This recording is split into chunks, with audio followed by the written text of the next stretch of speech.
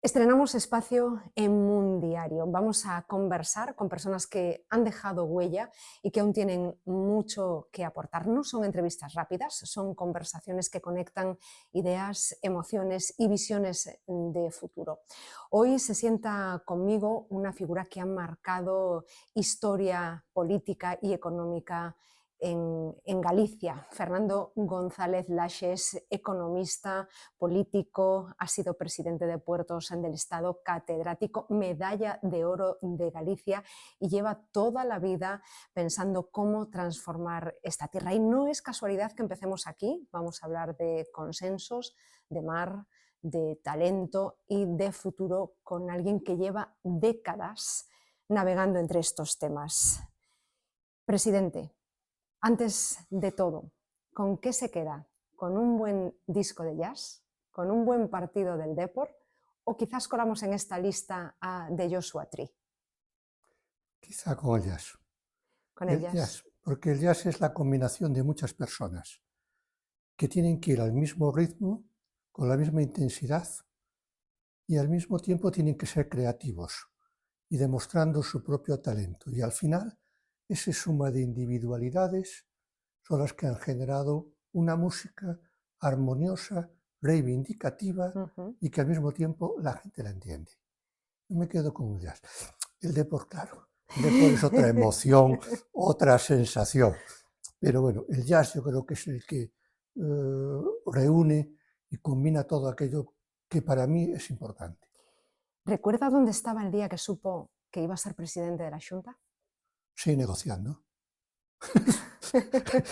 Como mi acceso a la presidencia de la Junta viene por una moción de censura, por lo tanto es un proceso de negociación, negociando a muchas bandas, negociando con muchos estamentos, con muchas personas, con muchos colectivos, tratando de recoger de ellos aquello que consideraban que era necesario poner en marcha en Galicia, tomando buena nota y escogiendo a aquellas personas que consideraba oportunas para esa trayectoria, para esa aventura. Y todo eso con 35 años, llegó al cargo con 35 Sí, años.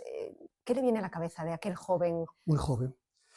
Yo en ese momento, como era el más joven presidente de un organismo del Estado, entendiendo por el Estado los grandes órganos, que pueden ser del Poder Judicial o del Poder Legislativo, pero de los poderes ejecutivos, que sería el Gobierno de España y el Gobierno de las comunidades autónomas, yo era el más joven de todos ellos. Por eso yo decía en aquel momento que era un joven maduro. Es decir, era joven, A la fuerza. no se podía negar, pero sí tenía ya madurez en la medida de que ya estuve en dos administraciones, la local y la central, con puestos de responsabilidad. Por tanto, ya venía bregado, digámoslo así. Y si entrase hoy por esa puerta del Pazo de Rajoy, ¿qué le diría a ese joven de 35 años? Que lo he hecho bien, que lo he hecho bien, que estuvo comprometido con la sociedad, fue leal a su pueblo y que ha dejado y ha hecho una cosa importante, ha dejado una forma de comportarse todos aquellos que fue la guía para todos aquellos que fueron presidentes de la Junta. Que también es importante, uno llega a ser presidente, pero no va a estar toda la vida, nadie es dictador ni un teócrata, por lo tanto tiene que marcharse. Y ahí sí que también he dejado la huella de lo que cómo debe comportarse un expresidente.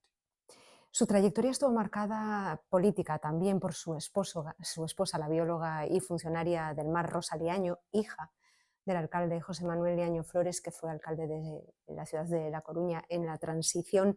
¿Qué peso tuvo ese entorno familiar en su manera de hacer Por ese política lado, nada. y en su compromiso?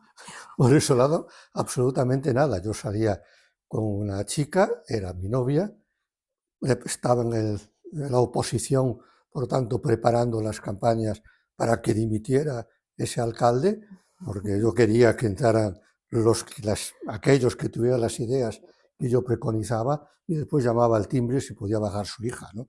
Pues, como puede comprender, no fue muy agradable, ¿no? Pero evidentemente mi mujer es más lista que yo, muchísimo más inteligente que yo y quizá mucho más de izquierdas que yo. Bueno, entonces algo sí que Por le... eso es una buena compañera. Usted además, Fernando, presidente, fue atleta.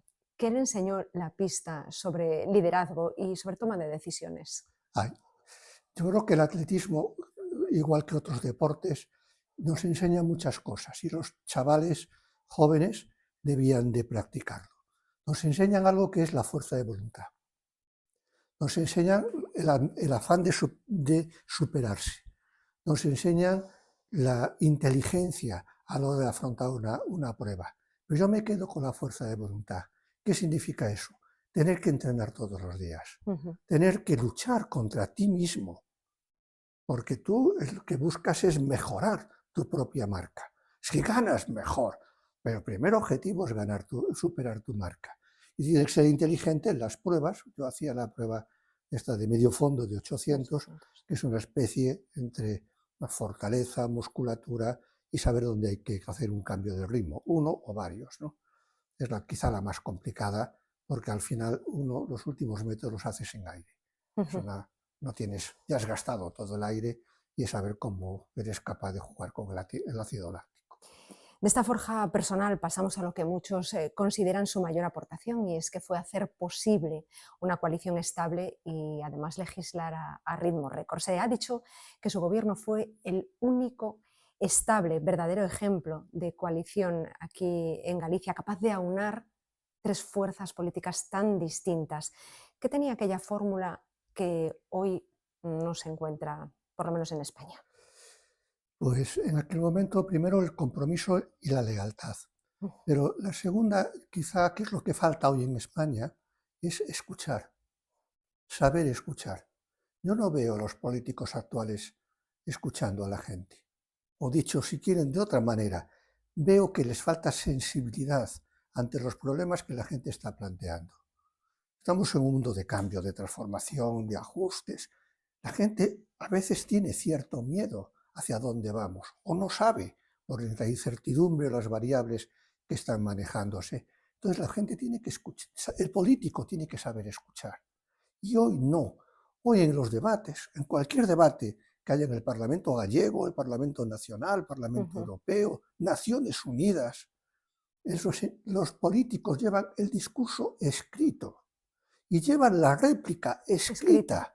No son capaces de atenderlo, de prestar atención a lo que está diciendo el otro, porque seguro que hay aspectos comunes, seguro que hay acuerdos posibles, seguro que hay ententes para poder redoblar los esfuerzos. Bueno, pues eso fue lo que se llama el gobierno tripartito, el gobierno LASE, como tres partidos, cada uno con ideas distintas y dentro de cada partido con ideas todavía mucho más específicas y especiales, tratar de unirlos. No perdió una votación en todo ese periodo de tiempo. Y hubo discrepancias. Y sí es cierto que yo llamé la atención a algunos consejeros. Uno, porque se iban a manifestar. Y yo, ¿para qué un miembro del gobierno se manifiesta? Un miembro del gobierno tiene el diario oficial de la Junta. Tiene la opción de plantearlo en el gobierno y si eso va adelante, se pone como una ley, bueno, se transforma en una orden, en un decreto, o se propone una ley al Parlamento. Entonces, el gobierno es el que tiene que escuchar y marcar las pautas. Y hoy parece ser que las pautas las marcan otros. No sé si hay una bala que viene por allí, si viene una declaración por otro lado, si un político mete la pata, o etcétera, ¿no? Bueno, pues en aquel momento sí que dirigíamos Galicia. ¿Habló usted alguna vez de la política como artesanía? Sí. ¿Qué acuerdo volvería a firmar tal cual y por qué funcionó?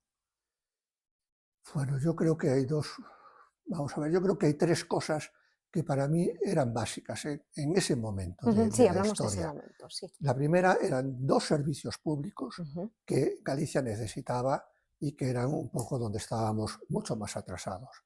Era educación y sanidad. La respuesta, bueno, muchos centros escolares, la creación de las universidades para fomentar el talento y en el tema de la sanidad no quisimos la transferencia del INSALUD, no estábamos preparados económicamente para recibirla, pero sí construimos 140 y tantos centros de salud por toda Galicia, que es el Sergas. Entonces, organizamos el Sergas y organizamos el tema de educación. Y después a mí quedaba lo que a mí me gustaba, lo que yo creía que era un pasito más. Es decir, el político tiene que ir un poco por delante de donde va la sociedad o pensando lo que va a pasar dentro de 5 años. Y era todo el tema de la tecnología y poder ir a avanzar. Ahí se creó el Parque Tecnológico de Galicia en Orense y se creó la ley de I+D+I, que es el embrión de lo que puede ser el talento y la creatividad, que es por lo que se miden hoy las regiones. Todo el mundo, cuando alguien que estudie mi periodo, va a decir que hubo otro apartado que es importante, que es la recuperación de competencias que no estaban incluidas en el estatuto. El estatuto, que fue una negociación entre las fuerzas políticas gallegas y el gobierno del Estado, se fija el estatuto, que es el que votamos. Bueno, pues ahí faltaron cosas. Por ejemplo, faltó una cosa importante, que es la capacidad de disolución del Parlamento. Es decir, el presidente de la Junta no tenía esa capacidad disolutoria y esa la conseguimos. Otra, la imbricación de decir que el gallego no solamente es cooficial, como se decía en el estatuto, sino que se va a implementar todo tipo de educación. Y por lo tanto esa cooficialidad se va a manifestar en todos los ámbitos y también se logró. Eso, con la defensa del atlantismo, bueno, pues como todo el mundo sabe, es lo que me enfrentó a mí a Felipe González. Punto. O sea que hago toda esta defensa y la vuelvo a insistir. Y bueno, dentro de mi partido, pues evidentemente había otro tipo de razonamientos y eso fue mi gran enfrentamiento con Felipe González, al que le reconozco como el político de la transición más importante que tuvimos. Pero en este caso concreto de Galicia, yo antepuse los intereses de Galicia a los intereses de mi partido. Y llegué a enfrentarme pues, a mi secretario general y al presidente del gobierno, que era mucho en aquel momento. Ni más ni menos. Hablaremos después de su partido y probablemente podremos volver a tocar este tema, pero sigamos ahí con estos 2 años que fue récord, prácticamente la cantidad de leyes que se aprobaron. Acaba de mencionar unas cuantas, también entre ellas decía la creación de las universidades de A Coruña y Vigo. Pero ¿cuál de todas estas medidas cree que define mejor su legado? Pues mire, quizá una ley de cooperación local. ¿Cómo poco digamos, analizada o contextualizada, ¿no? Nosotros pensábamos que Galicia no dependía únicamente de su capital. Galicia es una sociedad policéntrica, muchos centros, todos alrededor de los grandes polos urbanos, Coruña, Ferrol, Pontevedra, Vigo, Orense, Lugo, Santiago, y muy policéntrica, cada uno muy distintos. Nosotros teníamos que vertebrar el país. Además, esos núcleos no se conectaban entre sí, eran rivales, competitivos, es decir, se ponía la zancadilla. Entonces nosotros llamamos a los alcaldes de las grandes ciudades, a los grandes núcleos, para decirles qué es lo que necesitaba en ese momento. ¿Qué podíamos hacer nosotros para desarrollar todo el desarrollo, potenciar el desarrollo local? Y cada uno de ellos dijo lo que quería. Oiga, dije yo, ¿cuánto puede usted? Pues en aquel momento podíamos invertir en torno a 100 millones de pesetas, una cantidad que en aquel momento era muy importante. Y entonces, pues así se hizo, pues por ejemplo, pues el Coliseo de Coruña, o el Palacio de la Ópera en Coruña, o se hizo Fontiñas, o el campo de fútbol de la Malata en Ferrol, o del Vero Boquete en Santiago, o la estación de autobuses de Vigo, o la urbanización del acceso al Ángel Carro en la ciudad de Lugo, y así fuimos creando. Es decir, buscábamos que ese policentrismo se sustentara en los grandes núcleos que después eran los que iban a irradiar todo el desarrollo económico y armonizado. Y claro, vinculado a eso, solo teníamos las universidades, vinculado a eso teníamos la tecnología, vinculado a eso teníamos todas las autopistas, las 2 autovías que se acabaron en ese momento de Coruña de Galicia, de Coruña a Madrid por Lugo, y de Vigo a Madrid por Orense, ¿no? Entonces eso yo creo que fue quizás de lo que esté yo más contento, en la medida que uno contribuyó a vertebrar algo que hoy lo vemos normal, pero que en aquel momento todavía estaba sin hacer. Y hoy seguimos pensando que las grandes áreas metropolitanas tienen que tener una estructura organizativa diferente, o que se llamemos las áreas funcionales, o como queramos llamarle, pero sí es cierto que son grandes nodos, y Galicia funciona con los nodos. No es un ejemplo, es decir, nosotros somos diferentes a Cataluña. Cataluña hay una capital, que es Barcelona, y los demás se joroban. Es decir, las demás provincias dependen de Barcelona. En Andalucía hay dos, Sevilla y Málaga, y las demás se joroban. En Castilla-La Mancha y en Castilla y León también tienen su problema. Nosotros teníamos otra concepción, que es esa concepción policéntrica, que Joaquín Marín en una viñeta decía, ahora la se fala en chino, porque cuando decía esto del policentrismo. Seguimos con esa mirada hacia atrás. ¿Hubo alguna decisión que le hubiese gustado tomar y que no pudo tomar? Seguro que sí. Es decir, yo creo que lo del eje atlántico, en aquel momento todo estaba pensado para el Mediterráneo y nosotros quedábamos aislados. Y nosotros lo que tratamos es de unir a los presidentes de las comunidades autónomas del Cantábrico. Tuvimos muchas reuniones, sobre todo con los asturianos, y tuvimos siempre el rechazo de la comunidad vasca, de Ardanza, concretamente de Ardanza. Ardanza decía, no, yo no quiero que se extienda el desarrollo para el oeste, ¿no? Eso yo creo que sí que me ha dolido, pero bueno, eras tú solo tratando de llevar a la práctica y poner en marcha un nuevo lenguaje, una nueva estrategia política y una nueva forma de actuar. Porque yo en este caso sí que estaba muy respaldado por la sociedad gallega, muy respaldado. Es decir, los grandes banquetes, desde los grandes banqueros a los secretarios generales de los sindicatos, estaban detrás. Con todos ellos gastamos muchas horas de discusión, invertimos mucho en crear una conciencia colectiva. Y eso sí que se consiguió, por eso no había esos grandes problemas. Hubo el acuerdo con los sindicatos para el tema de la función pública, como la creación de los fondos riesgo con las empresas para poder hacer, o la Fundación Galicia Europa, que se tuvo la sede en Bruselas, que fue de las primeras que allí se instalaron, con una representación a la que asistían los empresarios que utilizaban eso como un lobby y como una plataforma internacional, que todavía sigue funcionando, claro. Un poco ya me ha contestado, pero en tiempos de polarización, Sí, de enfrentamiento. ¿qué deberíamos recuperar de aquella política de entonces, aparte de la Hablar. comunicación, Vamos a ver, yo creo que para que Galicia avance? un presidente de la Xunta lo que tiene que hacer es estar llamando constantemente a los líderes de los otros partidos. ¿Qué cuesta comer si nos gusta a todos comer? ¿Qué cuesta hablar si nos gusta a todos hablar? Más y más los políticos. Es decir, hablar, explicarle. No llegar a un acuerdo, pero sí transmitir de verdad, sin que estemos hablando para la televisión, transmitir lo que de verdad se quiere conseguir y las dificultades que existen en el camino.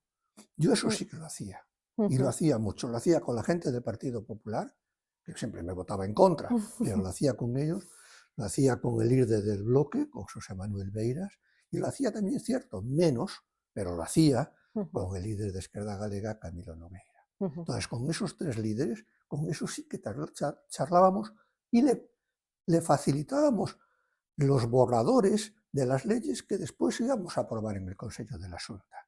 Era mucho más transparente.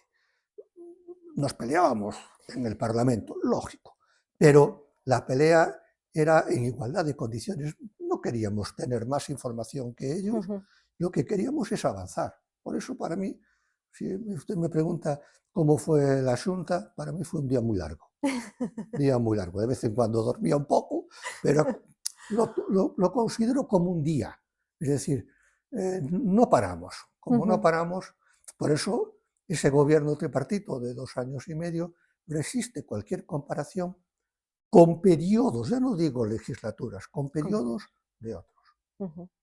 Pero cualquiera. No parece tan difícil, desde luego, por lo menos No, desde aquí. yo acabé agotado, pero me gustaría haber seguido, también se lo digo con toda claridad. Sí, ¿no? Un poquito más. Sí, por lo menos empezar la siguiente para culminar y dejar marcado.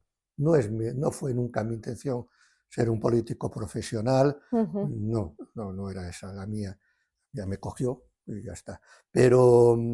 Pero sí dejar avanzado lo siguiente, porque después sí que hubo un corte. Después sí que el presidente Fraga actuó de otra manera completamente distinta, eh, introdujo más la ideología como un elemento diferenciador, separó a los gallegos, excluyó a muchos de ellos y hubo, digamos, un servilismo hacia ujú, determinados sectores y actividades y un olvido y marginación a otros. ujú. Dejó la presidencia y como en la política y en la vida se cierran puertas, se abren otras. ¿Qué puerta es la más importante que se le ha abierto a usted desde A mí la entonces? educación, la docencia. Uf, yo soy hijo de maestra, o sea que Ujú, a mí me gusta explicar, me gusta investigar, me gusta descubrir cosas y estar en contacto con la gente joven. A mí se me había sabía. Hombre, tuve un periodo de descompresión, duró un poquito más de lo previsto, y entonces, bueno, pues una vez que acaba estos, pues vuelvo, regreso a la universidad y acabo mi carrera universitaria. ujú, Es decir, yo consigo la cátedra a los 40 años, que no está nada mal, y a partir de ahí mi gran objetivo es explicar, crear nuevos talentos o estimular la creación de nuevos talentos y después investigar, tratar de buscar aquellos sectores en los cuales no se le había prestado mucha atención y saber cómo funcionan y cómo pueden plantear sus alternativas de futuro. ujú. Vamos a hablar un poquito de liderazgo y de gestión de crisis, que también se mide por las Sí, tormentas. sí, Y usted ha tenido unas cuantas en su sí, mandato, vivió crisis sí, sí, imprevistas, incendios, sí, sí, accidentes, sí, sí. inundaciones. ¿Cómo se toma una decisión difícil contrarreloj? Pensando mucho, pero siendo muy rápido. Sí es cierto, yo tuve muchas también de estas. Tuve incendios, como dije, tuve un accidente, el del Casón, Ujú, tuve también una inundación nada más empezar. ujú, Y tuve también muchos atentados. Era la época de los atentados. sí. No me olvido de eso. Uf, luego todavía grabado. Y hasta, fíjese, me emociono cuando recuerdo los que murieron, los que fueron asesinados, eso sí que lo sé. No me acuerdo de la inauguración de un centro. De eso sí, porque eso el presidente es el que es el último que tiene que tomar la decisión. Y en algunos casos no había legislación. Por ejemplo, no funcionaba protección civil, había un decreto que puesto en la práctica no funcionó. Eso es lo que permitió después modificarlo. Lo mismo sucedió para los accidentes marítimos cuando fue el Casón. Después se crearon comisiones y se marcaron Ujú, nuevas pautas. Y en los incendios, pues se crearon, no había conciencia de la importancia que tenía lo forestal en Galicia. Y sí que es cierto que hubo muchos, pero en aquel momento de los incendios nosotros dijimos absolutamente todos, no como ahora. Ahora los que tienen menos de 20 hectáreas no contabilizan. Son incendios. incendios. Podemos distinguir si es monte, si es matorral, si es prado, si es, qué es lo que ha ardido, pero contemos todo la verdad. Entonces, a partir de ahí sí que se crea nueva conciencia. Y el presidente sí que tiene que aguantar de todo, tenga o no tenga competencia. Ujú, Hoy nos peleamos, es competencia. En da aquel igual, momento no era mi da igual. competencia. Pero por no ser mi competencia no No, voy a actuar. Qué tontería, ¿verdad? Es decir, cualquier ser humano, si yo veo a alguien caído en el suelo, dirá, no, tiene que venir un asistente sanitario. No, pero primero, si estoy yo aquí cerca, atenderé. Ya sé que no lo puedo mover mucho, depende del accidente, pero sí le puedo dar conversación o sí puedo tapar una herida. Hasta ahí puedo, ¿no? Bueno, pues allí pasó lo mismo. Algunos de ellos eran competencia del Estado, y es cierto que yo recibí todos los tortazos, pero nosotros actuamos y rápidamente damos cuenta al Parlamento. Nosotros, yo no prohibí la creación de ninguna comisión, se hicieron todas y ujú, todos pasamos por ahí. Esa es la gran diferencia a día de hoy. No, esto no es mi competencia, no, la competencia es del político. Y del competencia, político, sobre todo, de aquel sensible o comprometido, que es lo que te decía al principio. totalmente. Entonces, ahí. Y rápidamente actuar con los medios que tú tengas. Cuando llegue, si la autoridad competente dice, oiga, me hago yo cargo del tema, oiga, yo a su disposición. Y pongo todos los medios. Yo me acuerdo cuando fue el caso, bueno, pues que la gente fue escapando, alguna. Bueno, pues hubo que pagar los hoteles. La competencia era del Estado. El Estado cometió muchísimos errores en ese caso, muchísimos errores. Al final los pagué yo. Bueno, pagó la asunta que yo presidía, pero era el Estado. En el tema forestal lo mismo. Pero bueno, pero hay que actuar. Ahora ya están deslindadas, pero yo creo que hay que estar. Hay que estar. Totalmente. Con la cabeza del Leta, ¿esas decisiones serán salidas explosivas, gestión de ritmo o sprint final? ¿Cómo? No, ¿sí? Con cabeza de atleta, las decisiones... No, vamos a ver, la primera es estar bien situado. Lo primero, es decir, cuando hay un siniestro, un acontecimiento exógeno difícil, lo primero es estar en el puesto. Y del puesto no te puedes marchar. Sí. Eso, el político va a ver cómo es no sé qué. No, el político está responsable, está en su puesto. Desde allí obliga a que nadie se vaya a casa. Y están todos allí pendientes. Y todos tienen que estar en disposición. Y tú el primero. Puedes pedir las botellas de agua, los bocadillos que necesites, pero tú tienes que estar ahí. Nadie puede salirse. En algunos casos que hemos comentado de mi etapa, hubo un responsable que cogió el coche y se fue. Bueno, ¿esto qué es? No, hay que estar aquí. O recientemente, no hay que estar en un comedor, hay que estar en el sitio. En un restaurante, hay que estar en el sitio, hay que volver al sitio este, y rápido, y decir que estás tú ahí. Y si tienes algún consejero fuera, decirle que venga inmediatamente. Esto es lo que hay que hacer. Análisis de los técnicos te tienen que decir lo que es en un tiempo récord, consulta a quien quieras, pero tienen que decirlo, y al final eres tú, es el sprint. Eres tú mirándote al espejo, o pensando lo que sea, tratar de tomar la decisión. Y esa decisión tiene que cumplirse. La puedes rectificar si ves que aquello va mal, pero tiene que cumplirse. Supongo que será difícil esto, pero ¿cuál fue la decisión más difícil y qué aprendió usted mismo sobre ello? Las decisiones más difíciles son las que tienen que ver con las personas, ¿no?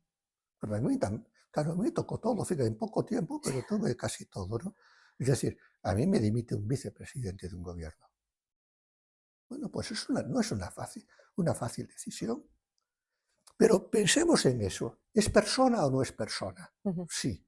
Bueno, quien tiene que tomar la decisión es él. Tú la tienes en la cabeza. Entonces, dale tiempo. Dale un tiempo para tomar la decisión. Que la va a tomar. El político al final toma una decisión. Es persona, la tiene que tomar. Dale su tiempo. Por ejemplo, es una decisión, bueno, que no fue fácil. Es decir, entonces es cuando él, después de reflexionar rápidamente, te dice, creo que lo mejor es dimitir. Pues perfecto. Asumo también yo firmo el cese y perfecto. Y nombramos a otro.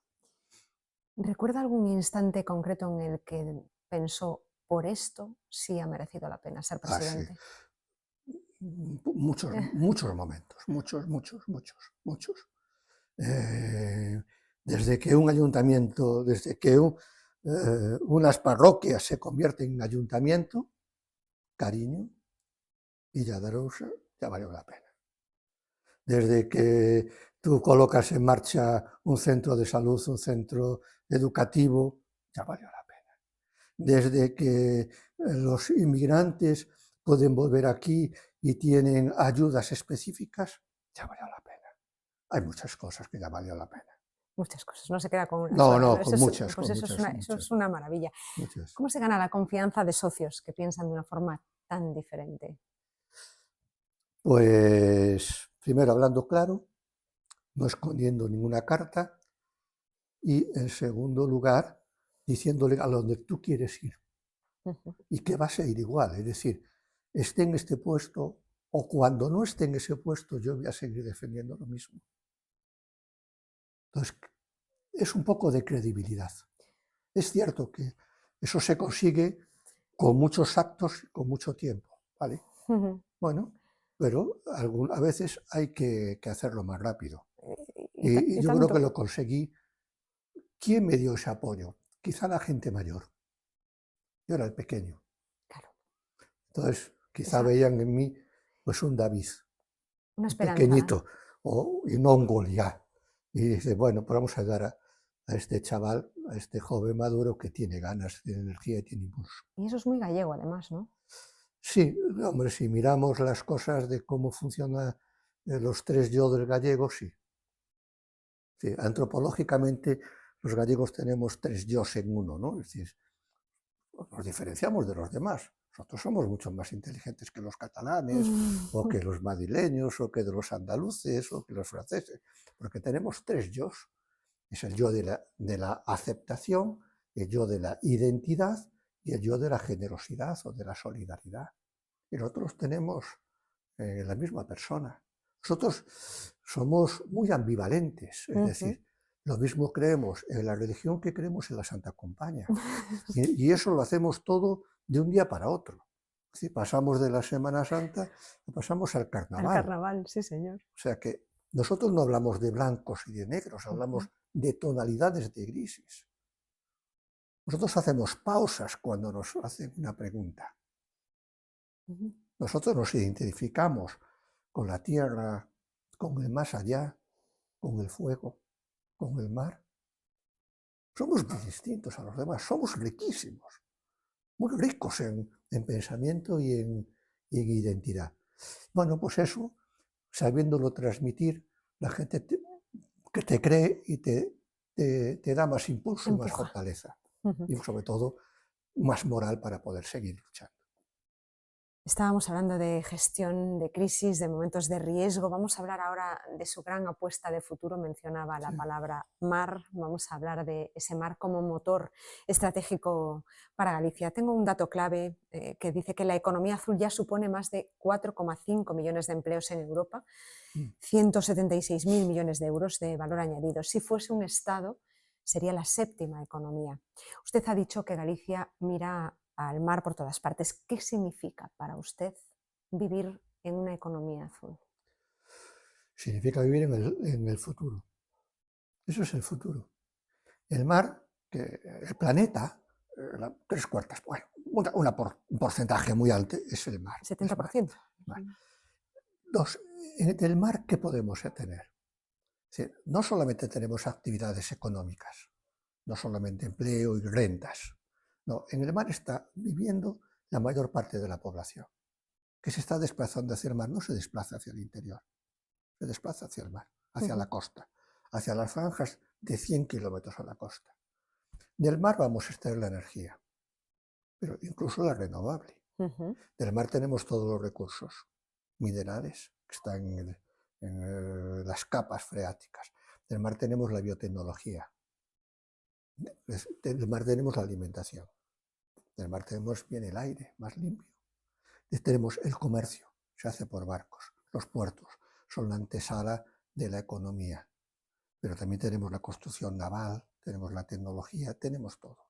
Entonces, si nosotros jugamos, estamos bien situados geográficamente, y nuestra Europa, estamos en una esquina frente a la otra, que es la que todo el mundo quiere mirar como un gran mercado, la Europa añadida, la de los últimos países que se adhirieron a la Unión Europea, nosotros juguemos nuestra baza.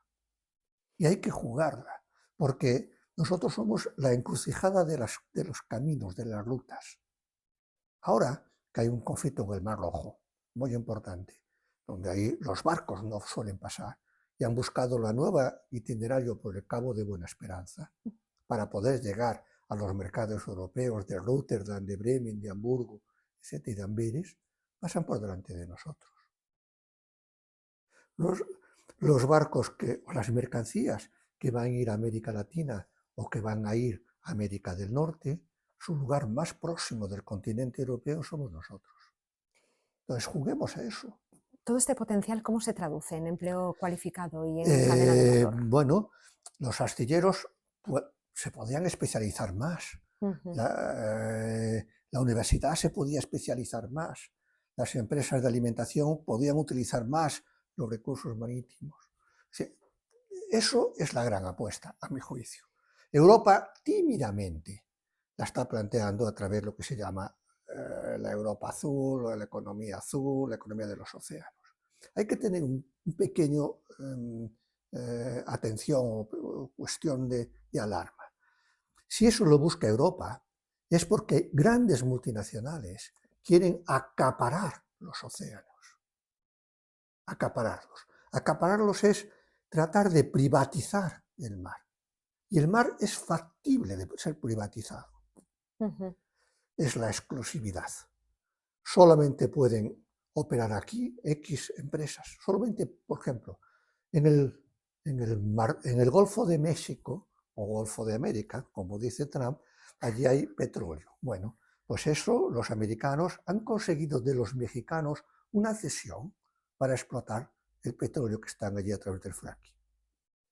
Pero hay otros países, como China, que lo que busca es la exclusividad de su flota pesquera en los caladeros internacionales, gestionados por organismos internacionales. Entonces, eso hay un cierto peligro de acaparamiento del mar, privatización del mar. Entonces nosotros, por eso yo digo, avancemos en eso y creemos conciencia de que el mar sigue siendo el patrimonio de la humanidad y que hay que gestionarlo de otra forma, completamente distinta. Y ahí esta nueva dimensión de los océanos pues va a ser objeto ahora de un gran debate, aprovechando ahora un gran homenaje a Mario Soares en Portugal. Los portugueses son muy conscientes de eso y están trabajando mucho en ese tema. Van por delante, muy por delante. Y Galicia creo que debía de retomar y aliarse con ellos para fomentar eso, el campus del mar, que se intentó hacer en la Universidad de Vigo y no salió bien, pero hay fórmulas para poder seguir insistiendo en ello. Si tuviera que apostar todo a una sola carta de futuro azul, ¿con qué se quedaría? ¿Con la energía marina, con la biotecnología, con la construcción naval? Con la biotecnología. Sin duda. Sí. Biotecnología en todos sus aspectos. Es decir, nosotros ahora conocemos los drones, ¿verdad? Pero también hay vehículos acuáticos. Sí. En el mar están los cables submarinos. Sí, que todas las conexiones estas de Internet dependen de ahí. Tenemos energía, por eso la biotecnología, que es más transversal, nos permitiría avanzar mucho en ello. Es que nosotros tenemos 3 universidades, es que tenemos astilleros en muchos sitios de Galicia, es que tenemos empresas de I+D que se pueden dedicar a eso. Bueno, hay algunas que están con los satélites para poder pescar. Nosotros antes, ¿te acuerdas cuando veíamos a los marineros a ver si divisamos por la Ardora dónde estaban las especies pelágicas? La Ardora. Bueno, ahora lo hacemos por satélite. Antes lo habíamos hecho por la temperatura de los océanos.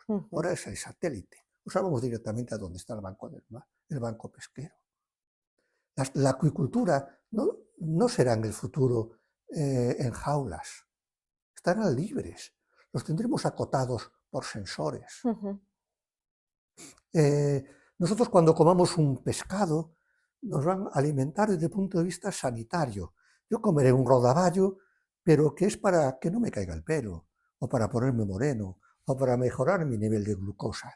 Eso es la economía del mar, o la sociedad del mar. ¿Qué indicador nos diría en 12 meses que vamos bien? Bien, ¿qué significa? Que vamos subiendo o que llegamos al final. Porque al final no hemos llegado en nada. Que vamos subiendo. Vamos subiendo. Bueno, vamos subiendo en el empleo, que la gente no lo crea. En el mar. Sí, vamos subiendo. Sí. Y con todo este potencial, con todo lo que usted ha contado ahora, ¿qué cree que le falta para que Galicia sea líder en esa economía marítima? Conciencia de pueblo. Le pasa igual que a España. España es una isla económica. El 80% de todo el comercio exterior se hace vía marítima. O dicho de otra manera, si los puertos hubieran una huelga, hubiera un acontecimiento que no deseamos nadie, y no pudieran entrar las mercancías, España quedaba desabastecida en 40 días. No nos damos cuenta de eso. Entonces falta conciencia. Yo lo que no he conseguido, y sí que lo he hecho con los 2 presidentes, últimos presidentes con los cuales tengo una amistad, Mariano Rajoy y José Luis Rodríguez Zapatero, es que se sacaran una foto con un contenedor. Se sacan fotos con el AVE y le acarician el AVE. Está muy bien, yo no discuto eso, pero una foto con un contenedor. Hay dos cosas que han cambiado el mundo. Uno es el bacalao y otro es el contenedor. El bacalao cambió la forma de consumir. Es el pescado que se podía conservar, llevar. Sin eso no había expediciones. No podían ir Colón, ni Elcano, ni Vasco de Gama. Y el otro es la cajita que cambió el mundo, que es el contenedor. Todas las cosas van en un contenedor. Hasta en casa tenemos pequeñitos contenedores para guardar cosas, ¿no? Y O transportarlas. Sí. desde Puertos del Estado, ¿qué le enseñó sobre competir a nivel global desde una costa como la nuestra? A Puertos del Estado lo que hemos hecho es una ley. Fíjese, tanto que hablé ya antes de la necesidad de hablar, es la única ley del gobierno Zapatero que tuvo consenso. Que la votaron todos los partidos. Fíjese. Pues... Es decir, que todo aquello que yo dije cuando estaba en la Junta y que le vine contando en la entrevista hasta ahora, mira, bueno, que este tío qué cara dura tiene. No, no, no. Es decir, en Puertos, la ley de Puertos del año 2011, votada por unanimidad por todos los partidos. Prueba de ello es que logré que la política portuaria fuera una política de Estado, que todos fueran conscientes de lo que estábamos haciendo y a qué queríamos jugar. Y eso ha permitido remontar una crisis de la del año 2008-2009, subiendo mucho, tenemos infraestructuras necesarias y crear, y fíjese también, es la única empresa pública, porque Puertos del Estado es una empresa pública, que por ley, no por ella, por ley, tiene que tener una rentabilidad anual del 2,5%. Imaginémonos si eso se lo obligamos a Renfe, a ENA o a Sogama, a los que sea. Y se cumple desde el año 2011 hasta hoy, hasta el año 24, el año pasado, fueron 2,54. Es decir, se calculó bien el ratio y se está manteniendo. Y esto es lo que ha permitido a España, que fue el primer país que hizo la reforma portuaria, luego los demás países siguieron esa pauta, de ser pues un poco los eslabones o las empresas de servicios captadoras integradas y conectadas con el mundo. Hace poco supimos que Pontegadea entraba en PD Ports. Sí. ¿Es señal de que la economía azul gana peso en el, Bueno, como es activo distinto. estratégico? Bueno, él puede entrar en esa sociedad porque en Inglaterra está privatizado el sector portuario. Después de Margaret Thatcher está privatizado y entonces las empresas privadas tienen sus puertos. Pero Pontegadea, es decir, todo el imperio, digamos, Inditex, ¿qué necesita? Un sitio para recibir la mercancía, contenedores, almacenar la mercancía y hacer transbordo. Entonces, ha encontrado un sitio que está justo enfrente de Rotterdam, al norte de Londres, bueno, un sitio bueno. Claro, si él trae las mercancías de sus fábricas de Turquía, de Marruecos, o de China, o del continente asiático, no las va a tener por avión, no las va a tener en tren, las vienen en barco. Entonces, bueno, pues las deja en un sitio y luego van redistribuyéndolas. Pero no solamente esta gran empresa, las grandes empresas lo que tienen son distriports, es decir, puertos donde se almacena mercancía para poder distribuirla. Esto es lo que se llama la logística, bueno, ya se llama parques logísticos o tienen otra forma, ¿no? ¿Qué señal? Perdona, sí. Eso es importante para que la gente lo entienda, es ese gran desarrollo que Marruecos está haciendo. Tánger-Mez y Nador. Dos grandes sitios, dos grandes puertos. Hoy Tánger-Mez es el doble de Algeciras. Y Nador va a ser la competencia de Valencia. Entonces, claro, Marruecos ha apostado por eso. Pero hay otros países que están apostando por eso. Y nosotros tenemos que apostar por eso. ¿Qué señal política lanzaría para este tipo?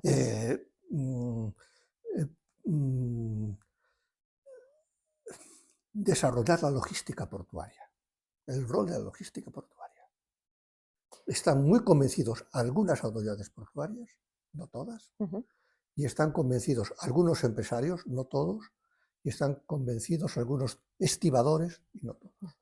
Pero hay un grupo, digamos, de élite o muy preparados, que eso es lo que están demandando. Están demandando del gobierno español que deje de ser pasivo en esta materia, que deje de ser poco atrevido en esta materia y muy cómodo, por lo tanto, y que dé un paso más.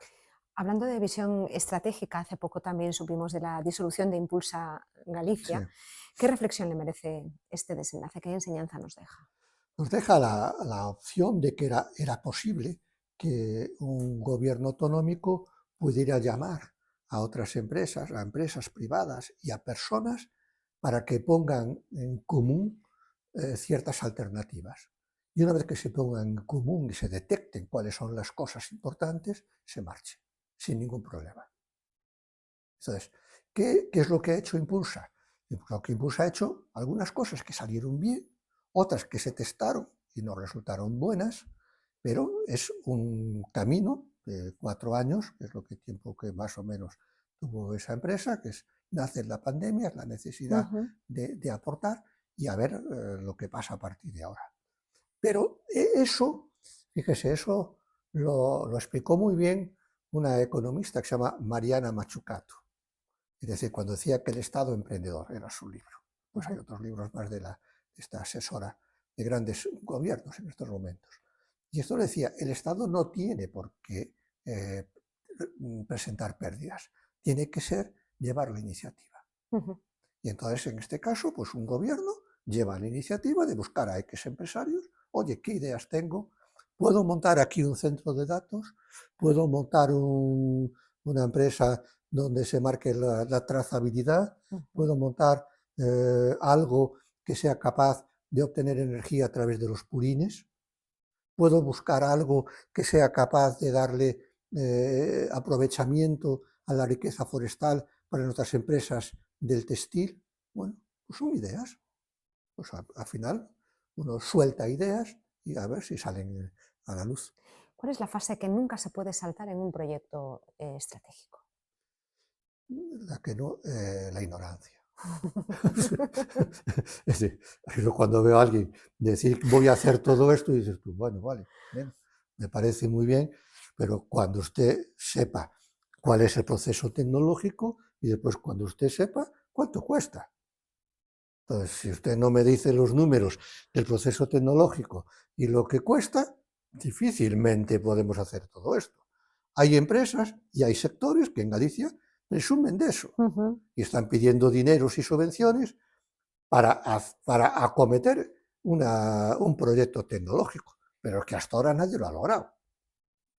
Entonces, bueno, a mí me hace mucha gracia, claro. Hablamos precisamente de sectores y de estrategia y falta lo esencial, que es el talento, que es Claro. lo que lo hace posible. ¿Qué le preocupa más? ¿Que perdamos talento o que no sepamos atraerlo? Primero, evitar que se marche. Evitar que se marche. Se marcha mucha gente. Mucho. Se marcha mucha gente. Y mucha gente se marcha y no vuelve. Es una gran reflexión. ¿Cómo se convence a un joven No brillante? es fácil. Yo estuve en una asociación que daba becas para irse a hacer las tesis doctorales en el extranjero y el gran problema era la vuelta. Al final esa asociación teníamos a 900 personas que eran doctores por otras universidades. La empresa la entidad que patrocinaba esa no llegó a entender nunca el por qué la gente no volvía. No inoculaba el sentimiento de retorno y de identidad. Yo creo que, y todavía hoy, muchos egresados o licenciados o graduados se marchan fuera y ya no regresan. Eso para mí es el gran problema.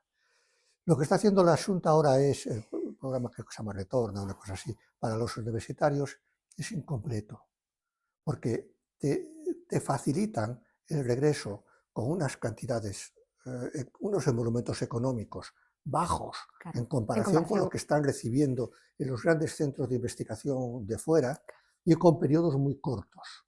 Y decir, da la sensación, venga usted a explicar a los nuevos. No, si yo voy a venir igual. Si me paga un mes o 15 días cada año, vengo y hago seguimiento. Y ya está, no tengo por qué venir aquí.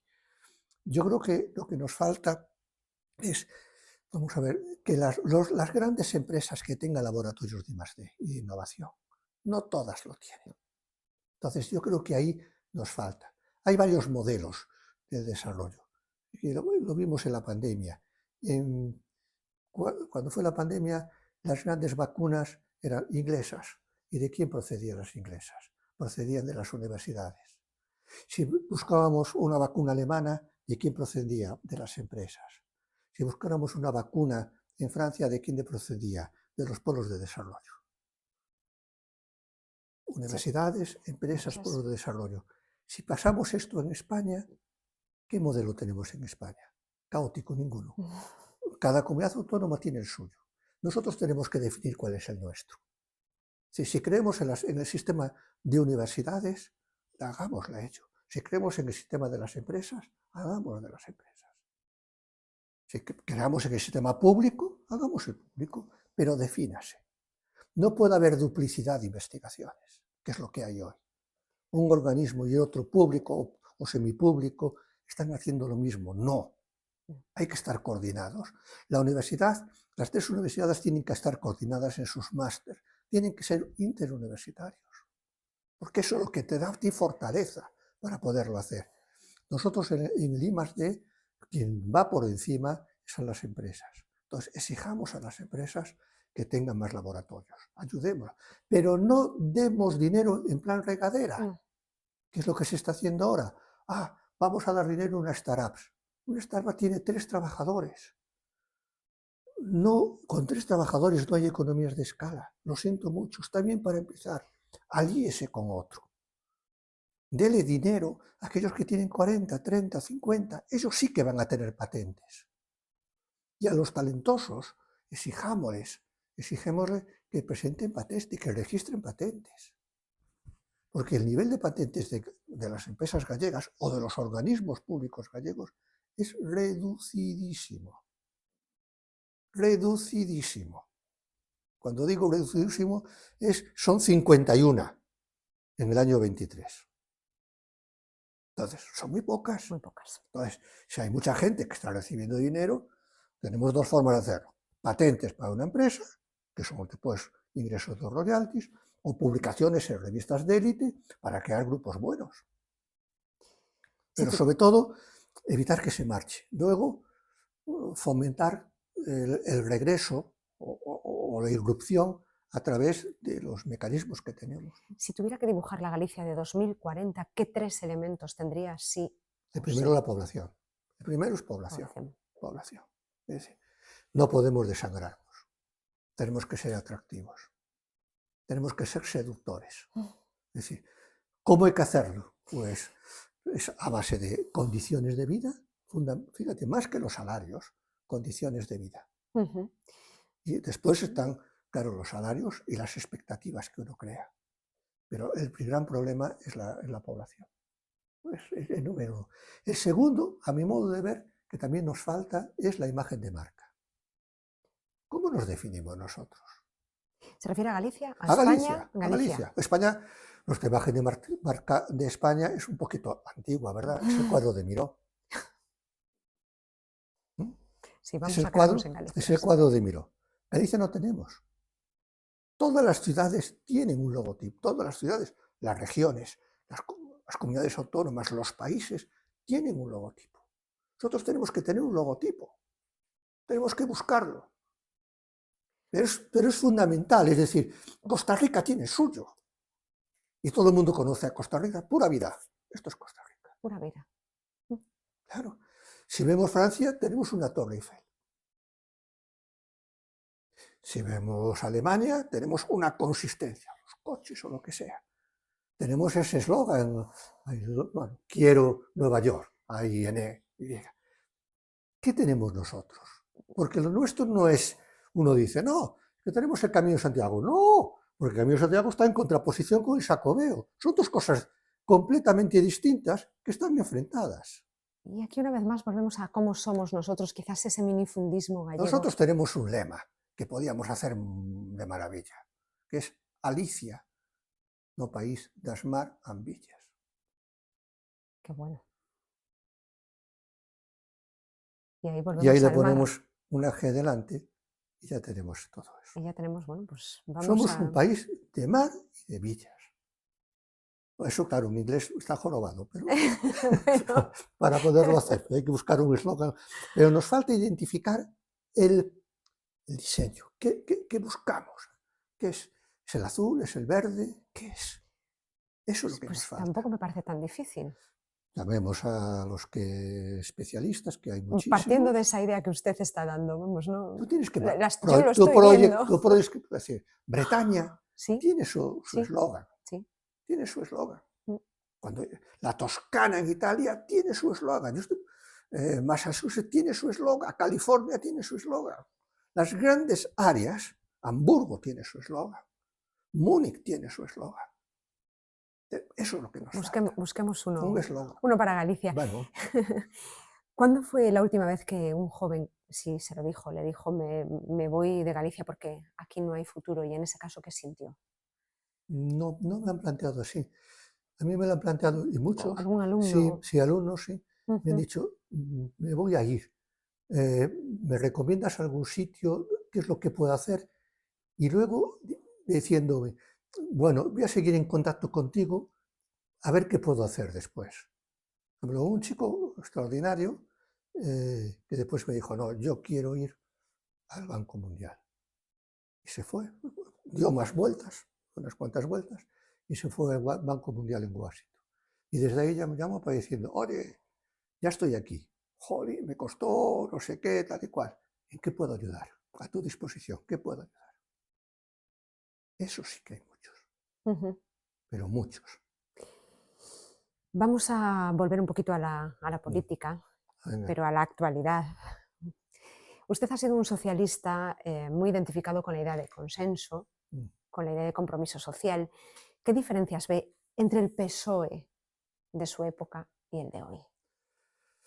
Nosotros no éramos profesionales, teníamos un compromiso, teníamos que mantener un legado histórico y sobre todo la conclusión mayor es que no podíamos fallar. No podíamos fallar, éramos la generación que entra en la democracia, que todo el mundo sabía que había un pensamiento, una doctrina, un partido político que estuvo en la Segunda República, que después fue perseguido, metido en la cárcel, fusilado a otros y exilados los terceros. Entonces irrumpe la democracia y tú no puedes fallar. Es decir, tu gran objetivo es no cometer ningún error, hacer cosas pero sin cometer errores, porque tú eres el que te han dejado un testigo que tienes que transmitir. Y ese es el objetivo de mi generación. Yo lo veo así, por lo menos yo actué de esa manera. Bueno, y cuando yo actué de esa manera, tuve algún buen maestro, ¿no? Es decir, yo me sentaba al lado de Ramón Rubial, que fue presidente del PSOE, ¿no? Y fue Lehendakari, pero ganó las elecciones y dijo que no podía ser, que gobierne el PNV. Y él estuvo en la cárcel, fuera. Y con me decía, no, lo que tenéis que hacer vosotros, la gente joven, es demostrar que sois capaces, mantener vuestro compromiso y no defraudar a la gente. Pero algo debió de perder el PSOE por el camino, que no debería Y perder los nunca. demás, el PSOE y Y también los los demás. otros. Sí, porque el problema actual no es culpa de un solo partido o de un solo líder.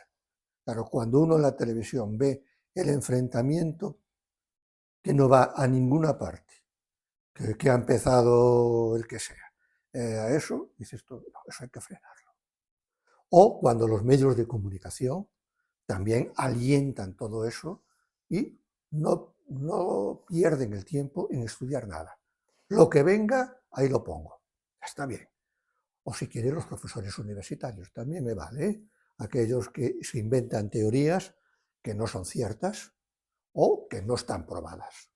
Me vale todo. La sociedad en su conjunto. Hemos llegado a un nivel de esto, de polarización, de insulto, que no va a ningún lado. Y en un tiempo así, ¿cómo se recupera eso No va que a ser hemos vivido? difícil, porque No, fíjese que no hay esperanza. dos hombres, esperanza yo siempre tengo, caray. Ujú. Y lucharé por ella, por buscar ese hueco. Pero claro, la gente joven se está yendo a lo más sencillo. Lo más sencillo es, oye, voy a protestar por lo que sea. Joder. Es decir, pero hoy tenemos una sanidad de verdad. Yo no voy a hacer publicidad de nadie. La sanidad es muy buena. Sí. En Galicia es extraordinaria, extraordinaria. Y no le damos importancia. La educación es gratuita, es gratuita. Es decir, podemos llegar hasta la universidad pagando casi nada. Es decir, las prestaciones sociales, los medicamentos, la asistencia, tenemos muchas cosas. A eso no le damos importancia.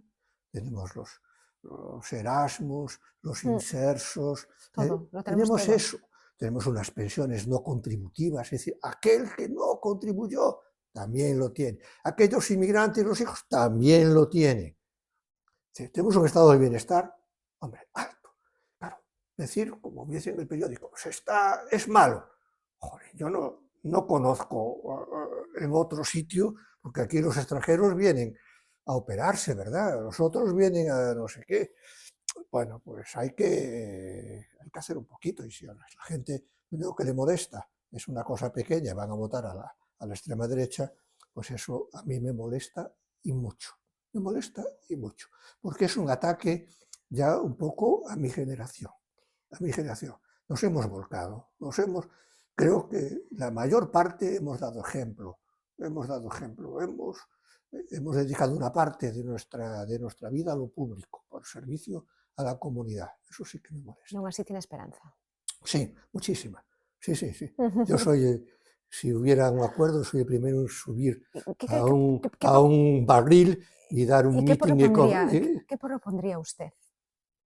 Primero, parar la tensión. Parar la tensión. Hay que parar la tensión. Hay que pararla. Hay que pararla. Eso. En segundo lugar, ¿en qué estamos de acuerdo? ¿Qué podemos hacer? Queda un año de legislatura, ¿qué se puede hacer? ¿Qué se puede hacer? Esperemos después. Y a la vuelta, el que gane, que haga lo mismo, el vencedor, que diga, hasta aquí podemos hacer cosas. Y hay que ir de la mano unos con otros. Es decir, no somos, antes dije que era una isla económica, que es verdad, pero no somos una isla política. Estamos con muchos países y el mundo va por un lado. Es decir, hay un cambio climático, hay una evolución tecnológica, hay un desarrollo de la inteligencia artificial que no sabemos a dónde nos lleva.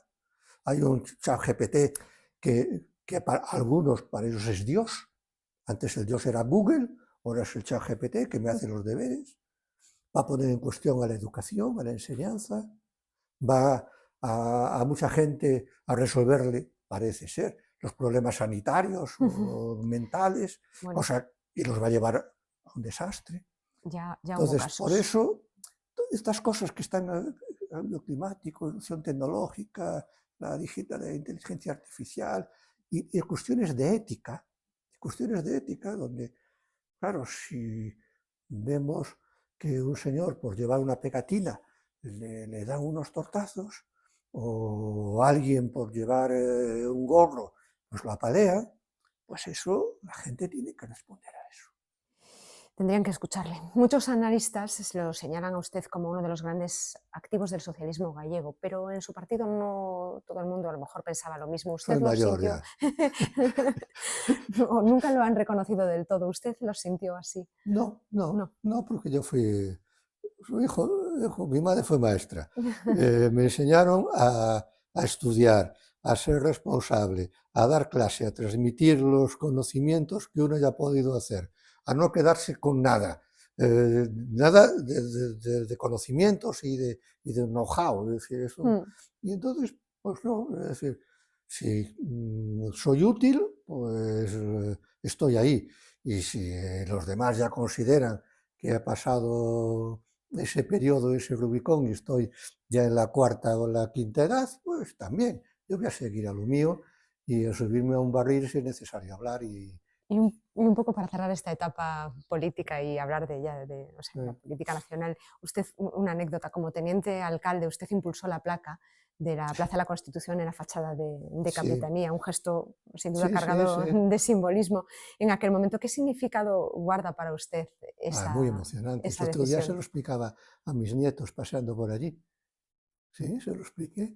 Y además están en obras y no se veía bien, que no se la puedo enseñar bien. Pero sí, fue después del 23F. Ujú. Claro, ¿qué respuesta había que hacer? La primera, la Constitución por encima de todo. Ni ley de memoria histórica ni nada. Se puede hacer sin ley de memoria histórica. Nosotros lo hicimos.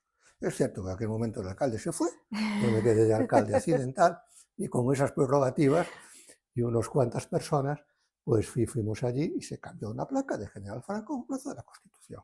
¿Se pueden hacer? Claro que se pueden hacer. Qué símbolo escogería hoy en día para reconectar la ciudadanía con la democracia? Que sí. Bueno, pues la democracia hay que buscarle una cara. Es decir, la gente tiene que ver, como la República tenía su cara, como la Marsellesa tiene la suya, la democracia tiene que tener su cara. Démosle una cara agradable y esa es la que tengamos que defender siempre. Vale, pues ya para acabar esta charla con Fernando González Lache, vamos a conocerlo un poquito más a fondo a través de un cuestionario PRUS, con preguntas rápidas, concisas, casi sin pensar.